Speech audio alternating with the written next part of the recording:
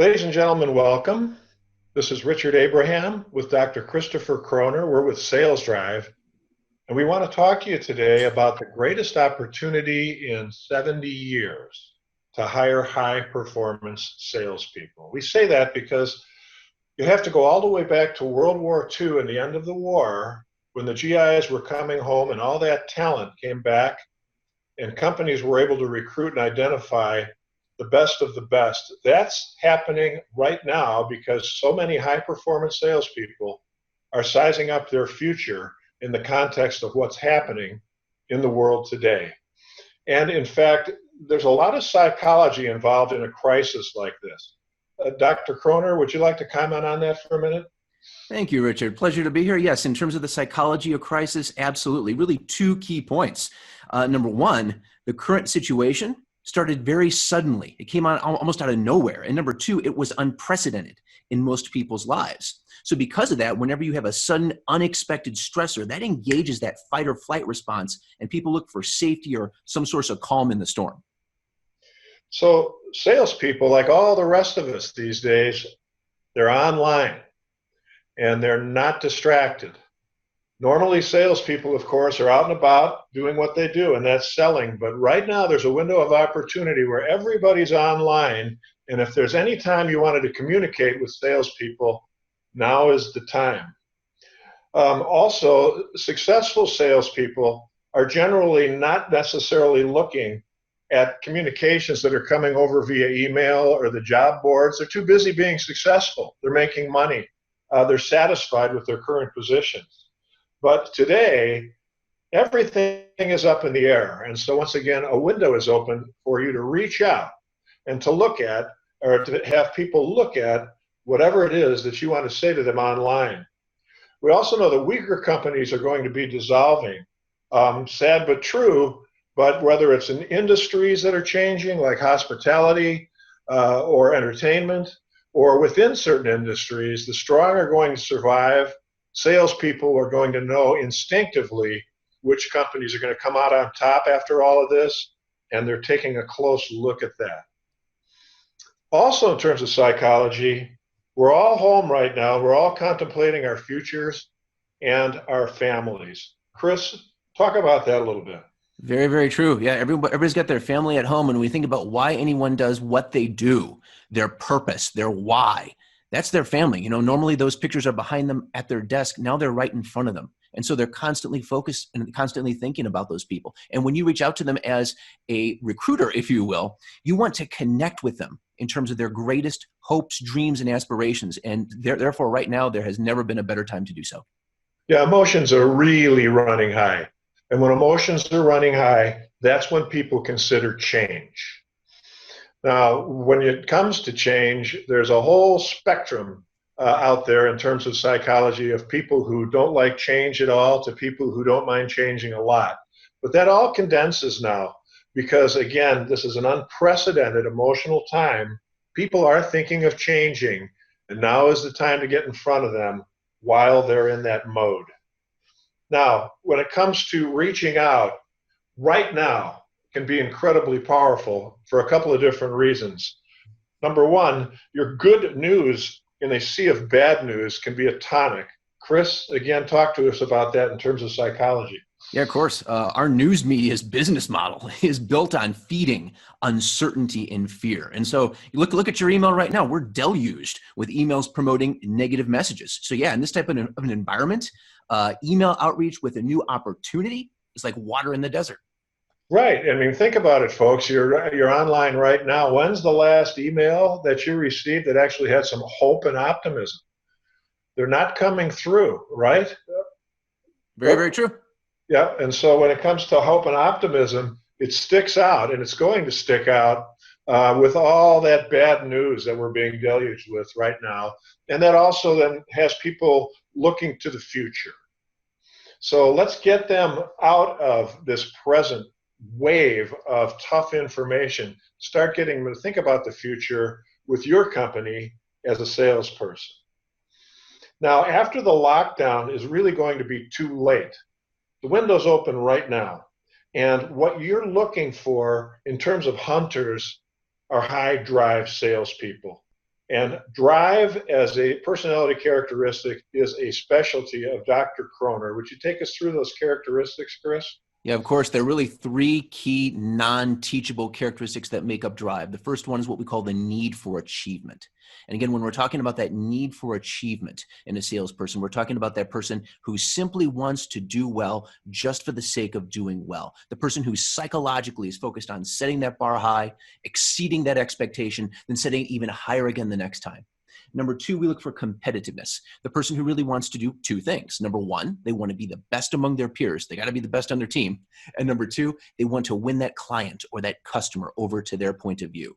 And then third, optimism. The person who is certain that they will succeed and they're resilient when they face the inevitable rejection that a salesperson just has to deal with. So those three characteristics all together, need for achievement, competitiveness, and optimism, psychologically, as I always say, create the perfect storm. Collectively, we refer to them as drive. And Chris, can these characteristics be taught? Are they skills or is it more aptitude? Yeah, unfortunately, past the age of 21, 22, there's not much we can really do to change the person's overall level of drive. It's absolutely aptitude. It's either it's there or it's not. Yes. And so really then as the folks who are listening to us today are thinking about reaching out, they're looking for high drive people. And let's talk to our audience about how they can identify and find them. It starts out, number one, with posting a high drive ad. Now, we're constantly disappointed with the ads that we see on the job boards relative to recruiting salespeople. We keep track of them because it's part of our business. You'd be surprised at the mediocrity. You'd be surprised at how banal some of the ads are. So let's take a look at a low drive ad that really would not appeal to a high drive salesperson. So here you go. This is basically a clinical ad. We see it all the time. 5 years experience, combination of handling leads, salesperson works with estimators, and of course, always compensation commensurate with industry standards. No high drive person wants to be commensurate with industry standards. Let's look at a high drive ad. Look at what we've got in this high drive ad in bold. High potential will take you even higher. Excitement, hunting, selling, compete and win. These are the signals that high drive people are looking for when they're sizing up new opportunities. And they're also, by the way, signals that we're sending out to people saying, if you are not high in drive, don't waste your time applying for this particular position. Very important. The next thing that we talk about is reviewing resumes for high drive clues. So you've posted the high drive ad, the resume has come in, and of course there's a whole cottage industry out there on how to write a great resume, but you can't hide from Dr. Kroner. Chris? Yeah, relative to, say, a resume or even a LinkedIn profile, we find that there are certain things that can predict whether or not you're going to have a high drive person. Really, three things to think about. Number one, we tend to look for the passive candidate versus the active candidate. Of course, if someone's been actively out there looking for a while in the world of sales, there can be a good reason for it. So we tend to look for those folks, as we've been discussing, that are more passive. Number two, we look for the person that, of course, is not a job hopper, so they have some longevity in the different positions that they've held. And then number three, we look for the person that's able to provide some sort of metrics to document that they have been successful previously. We find those three things all together do tend to predict, as you can imagine, a higher overall drive score. Well, and we're also picking off things in their interests, in their passions, in other things they're doing outside of work. We love to see people who had businesses when they were in high school. We love to see people who had to work their way through college. They might have had 2 jobs. We love to see people who are going for their MBA online, even at night, even though during the day they're very busy. All those kinds of clues take us to high drive individuals that we know when they come into our companies as salespeople are going to push the envelope. So next, we're going to come to something that really is the cornerstone of everything we do, and that has to do with having a candidate take a personality assessment online. Now, there are a lot of personality assessments, and certainly all of them are better than having no personality assessment, but we're highly biased because Dr. Kroner has created one that specifically goes after drive. Let's take a look, for example, at a candidate who takes one of these drive tests, as they're called, and a score that comes out that doesn't necessarily indicate a hunter. Chris, do you want to take us through what you see when you see a score like this? Yeah, of course. Again, when I'm looking for a hunter, my eyes always go directly to that drive score at the top of the page. So yes, in this case, we're seeing the overall drive score is a 2. That's made up of the 3 characteristics that I just mentioned directly beneath it: need for achievement, competitiveness, and optimism.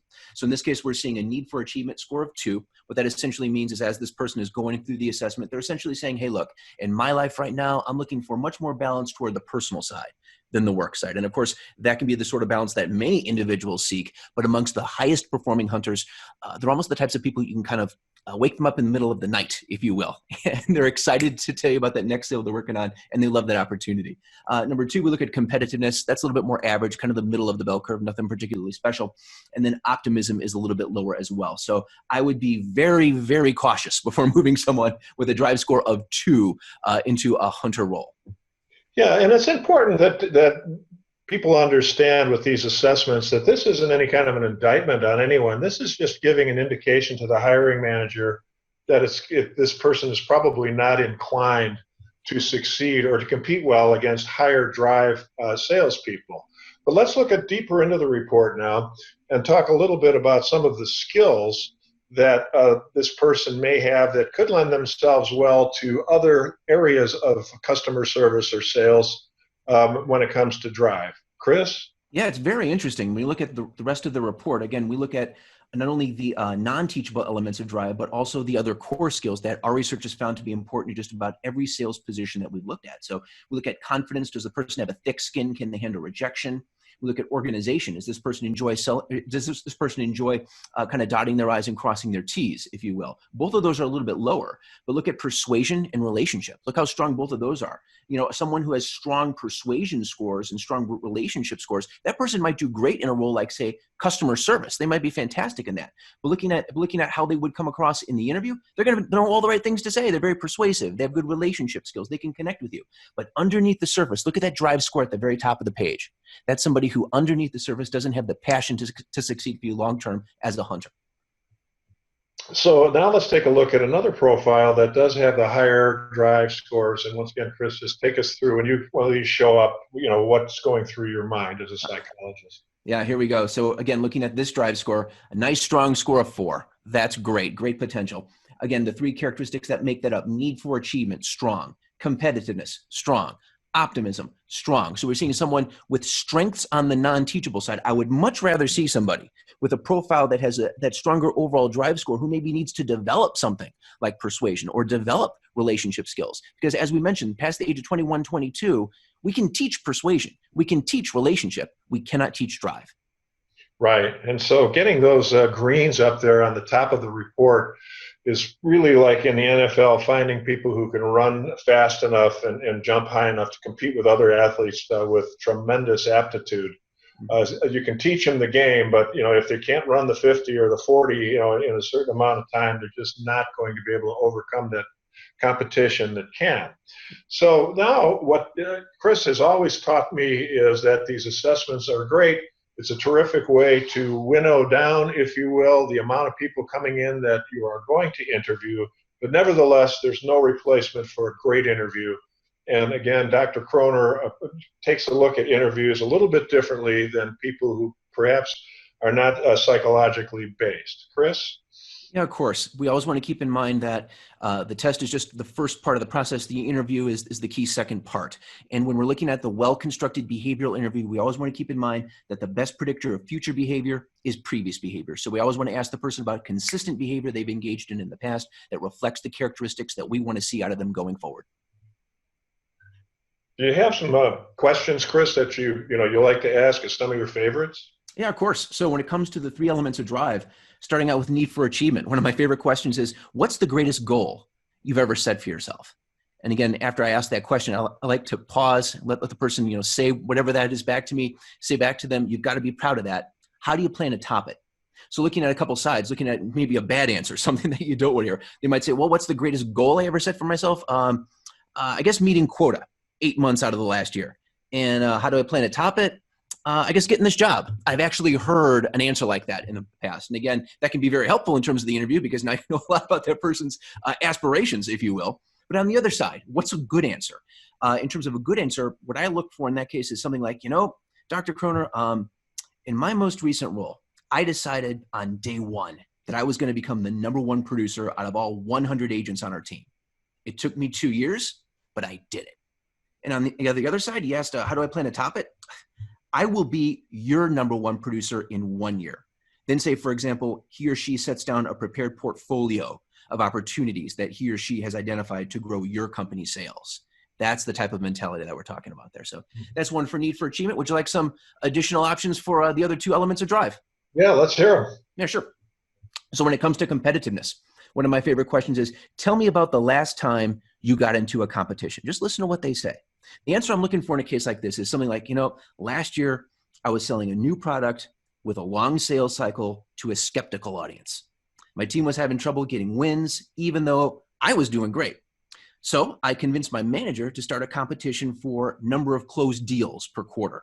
And of course, it was fun having some friendly competition with the team, and we closed 20 more deals than the previous quarter. But I won in the end. So again, it's that person that enjoys competition, they enjoy the aspect of having it, but they still just want to win. Yeah, and what we understand about competitiveness, excuse me, Chris, is that the highest competitive people love winning and they absolutely hate losing. So when you get a big competitor going in there and you get a few of them in your sales force, they push each other higher and higher and higher. How about optimism? Yeah, so in terms of optimism, one of my favorite questions is, tell me about a time when you remained persistent, even though everyone else around you gave up. One of the types of answers that I look for in a case like that would be something like, Dr. Kroner, it was my first sales role. I was 22. I was cold calling in person, selling corrugated packaging. Now that's a tough business. That's a tough role. And most of the new guys on my team hated getting thrown out or told to leave by buyers. I took a little bit of a different approach. My first month there, I had an angry buyer chew me out for 5 minutes and tell me to leave. I walked 10 steps, I turned around, and I said, how about now? He actually smiled and said, okay, kid, you got 5 minutes. Turns out he was testing me. That's the type of answer we look for in that case. Someone, again, especially now in this more challenging environment, someone for whom even on their darkest day, they know they're going to be successful. Yeah, and the three have to be all in the drive modality. Is that correct? 2 out of 3 doesn't make it. Correct. You really do need all three. You need somebody who's going to have that resilience, especially now. Yes. Mm-hmm. Okay, good. So let's get to the bottom line here. This really is an historic opportunity to communicate with and recruit high-performance salespeople. No one could have predicted that this was going to happen. Nobody knows what's going to happen next. Everything has been turned upside down, and yet there's always opportunity. Some of the great fortunes in history have been made when the deck gets scrambled like this. So this is a window, and when that window closes, it might be a different world, but it's not going to be the same kind of opportunity it is right now to reach out to and recruit salespeople. So this is the opportunity to stack your sales team with high drive sales athletes. You can't imagine how energetic and productive, how much they push you, and how much they will drive revenues when you get a group of these athletes on your team at the same time. And so to do this, what we've talked about today is applying a combination of a high drive ad, so those super driven people out there, you turn their heads, take a look at that resume for clues, get to the online assessment, weed out the folks that are probably better doing something else. They're all beautiful people and wonderful people and are awesome human beings, but not necessarily hunter salespeople. And then get to that behavioral interview to validate what you found online. Chris, would you like to add anything at this point? Yeah, if you have an individual that has that unique combination, for example, of skills that many companies are looking for example, the subject matter expert with a great salesperson, that unicorn, if you will, that you've had your eyes on, this is the key time to go after that individual. They've been thinking about those opportunities, as what we've discussed. If they've been also thinking about their family, your open position at this time, will sound like the announcement of, say, you might think of it as a vaccine for their concerns, if you will. So this is the time to strike. I think so. And the other thing to think about talking to your owners about, or your fellow sales manager, or maybe you are the owner, but keep in mind that once things start opening up again, and the successful salespeople start selling again, that window is going to close. It's very tempting to freeze, to sort of be the deer in the headlights and say, boy, I'm not hiring now. I don't know when I'm going to hire again, and so forth. And of course, when people are trying to survive day to day, of course, we certainly understand that they might not have time to turn around and start to reach out to salespeople in the future. But if you have those resources and you have that depth, man, now is the time. So let's go to our conclusion here. We would say to get started now, seize the moment, carpe diem. And to help you out, we do have a free interview guide on our website. It's available May 31st, Dr. Kroner's favorite questions. And there's also a free opportunity to try the drive test as well. So thank you so much for spending a little time with us today. We hope you found this to be worthwhile, and good hunting.